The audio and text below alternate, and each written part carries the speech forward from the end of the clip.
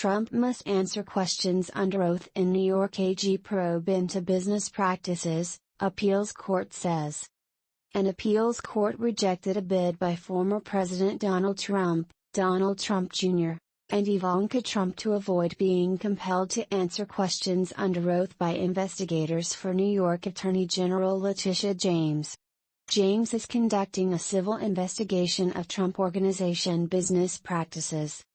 The decision was the latest legal loss for Trump in his efforts to limit the probe by James. The Attorney General is focused on allegations that the Trump Organization illegally manipulated the stated valuations of different real estate assets for financial gain. An appeals court on Thursday unanimously rejected a bid by former President Donald Trump and two of his adult children to avoid being compelled to answer questions under oath by investigators for New York Attorney General Letitia James as part of her civil investigation of Trump Organization business. The decision was the latest legal loss for Trump in his efforts to limit the probe by James, who is focused on allegations that the Trump Organization illegally manipulated the stated valuations of different real estate assets for financial gain. In addition to Trump, his son Donald Trump Jr., and his daughter Ivanka Trump must comply with subpoenas issued by James seeking their testimony, according to the 4-page order by a panel of 4 judges in the Appellate Division of the First Judicial Department of Manhattan Supreme Court. The ruling dismissed arguments raised by Trump's lawyers at a hearing earlier this month that James should be barred from interviewing him and his children because she is also working with the Manhattan District Attorney's Office on a criminal investigation of the Trump Organization. Donald Trump Jr. currently operates the Trump family business with his brother Eric Trump, who previously answered questions under oath by James investigator. Ivanka Trump, who served as senior White House advisor during her father's presidency, is a former top executive in the Trump Organization.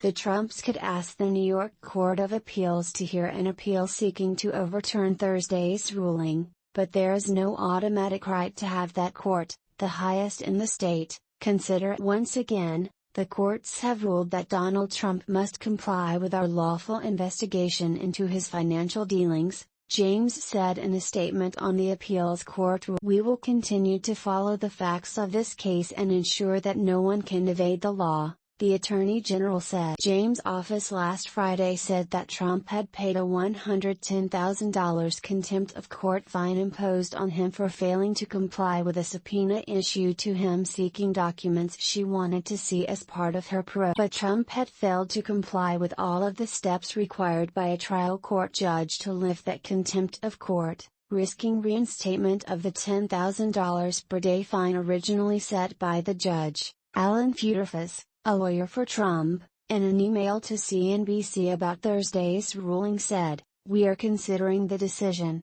That decision upholds a February 28, 2022, ruling by Manhattan Supreme Court Judge Arthur Engoron that ordered the Trumps to submit to depositions. In the final analysis, a state attorney general commences investigating a business entity, uncovers copious evidence of possible financial fraud, and wants to question, under oath, several of the entity's principals, including its name. She has the clear right to do so, Engoron wrote at that time. In its decision Thursday, the appeals panel said, the existence of a criminal investigation does not preclude civil discovery of related facts. The ruling noted that the Trumps at the depositions could invoke their constitutional right against self-incrimination in refusing to answer questions. The appeals panel also said that Engoron had properly declined a request from the Trump parties to hold an evidentiary hearing on the scope and degree of the coordination between James' office and that of the Manhattan DA. The civil investigation was initiated in March 2019 after testimony before Congress by Michael Cohen, former Trump Organization senior executive and special counsel, in which Cohen respondent the Trump Organization Incorporated had issued fraudulent financial statements, the ruling noted. This sequence of events suggests that the investigation was lawfully initiated at its outset and well-founded, apart from any parallel criminal investigation undertaken by the district attorney. And the panel said there was no justification tossed the subpoenas based on the claim by the Republican Trump that the investigation by James, a Democrat, is motivated by political animus. James began its investigation after public testimony of a senior corporate insider and reviewed significant volumes of evidence before issuing the subpoenas, the ruling said. Appellants have not identified any similarly implicated corporation that was not investigated or any executives of such a corporation who were not deposed. Therefore, appellants have failed to demonstrate that they were treated differently from any similarly situated persons. Trump will attend NRA convention in school shootings wake.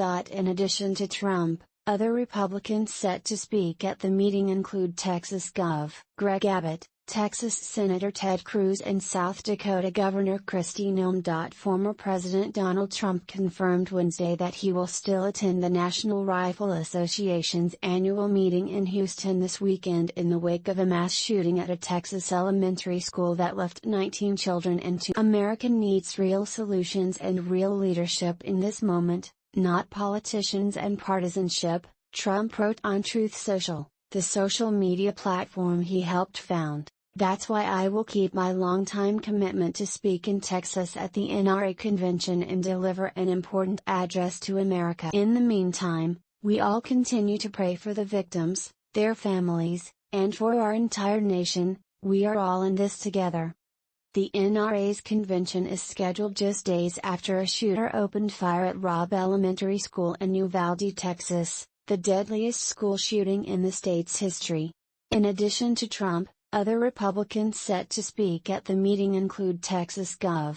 Greg Abbott, Texas Senator Ted Cruz and South Dakota Governor Kristi Noem. Two other Texas Republicans, Sen. John Cornyn and Representative Dan Crenshaw, had been slated to speak at the convention but have since backed out, though they didn't cite the shooting as their reason.